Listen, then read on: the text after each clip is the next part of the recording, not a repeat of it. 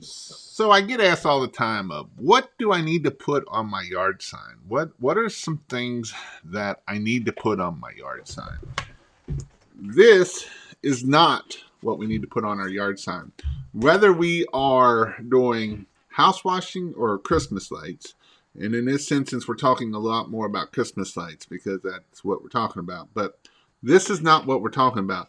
We're not going to write all our things, remove green from siding, hanging wreaths, decorating Christmas trees, putting lights on house.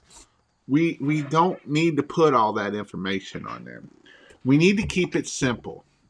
We really don't need to do a lot of any of that stuff. In fact, I would say that that is not good to put on there at all.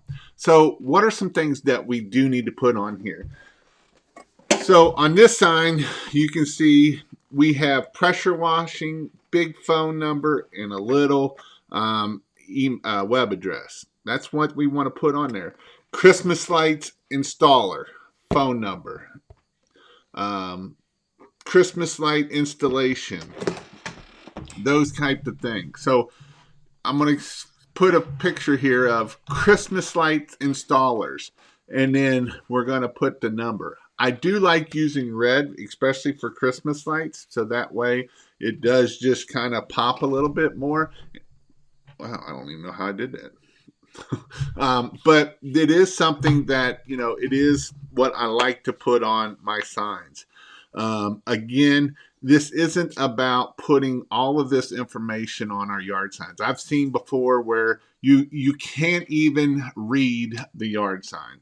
There's so much on it. You can be sitting at the stop sign and the sign is sitting at the stop sign and you can't read what's on the yard sign.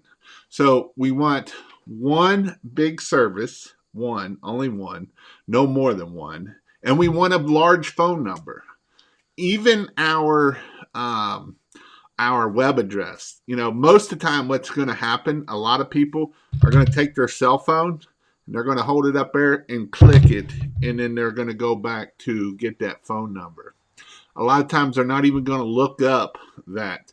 Now, what I will say, especially what I've seen in the past for Christmas lights, if somebody puts in Christmas lights installers, they might not remember the number, but they will type that in Google. So that's another where we want to do multi-marketing, and we're doing AdWords for Christmas lights installers. So that way they might see the yard sign, and then they're going to go type it in. There's also another one of, I'm not going to mention, but of something with Christmas lights, and that's going to cause it to do that.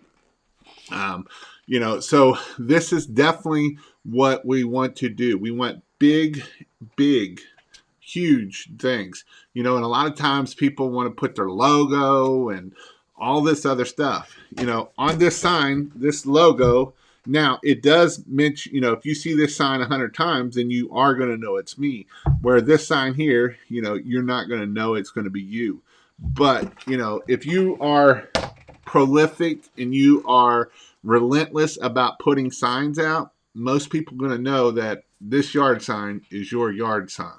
So make sure that we are doing this.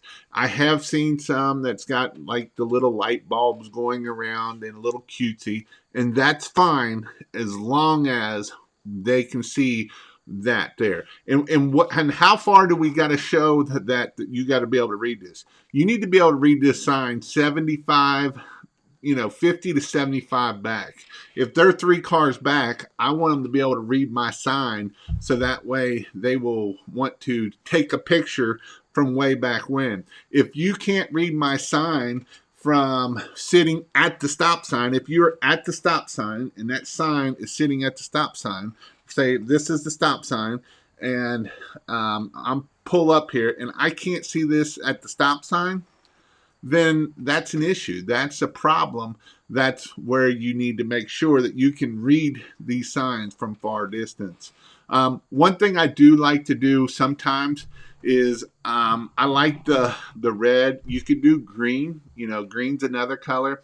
If you stay with one color like this here, it does save you some money. You can actually flip like the bottom, that phone number, and make the numbers red, and then the white around there, a box around that too, is another thing. You can do red light, all different kinds of things that you can do with this here. This is just kind of, I've used this sign and it's made me lots of money.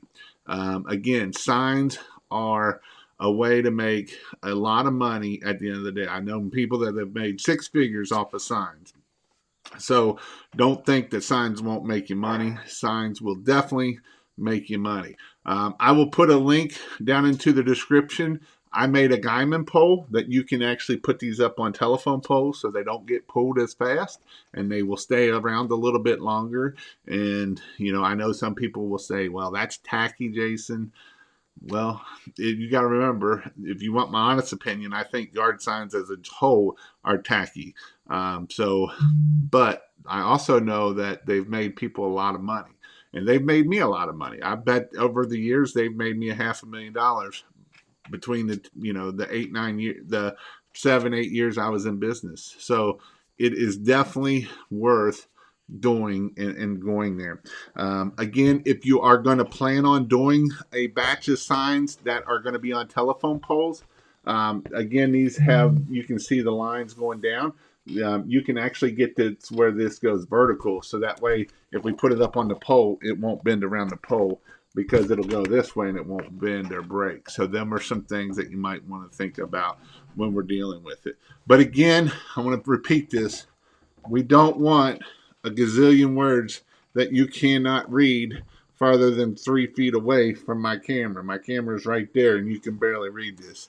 So we want to make sure that we get this one here that I can put way back here and I can still see my number there. So again, we want to make sure that it has a large number. It has, that's the grit, man. That's what we want to make sure they can read it.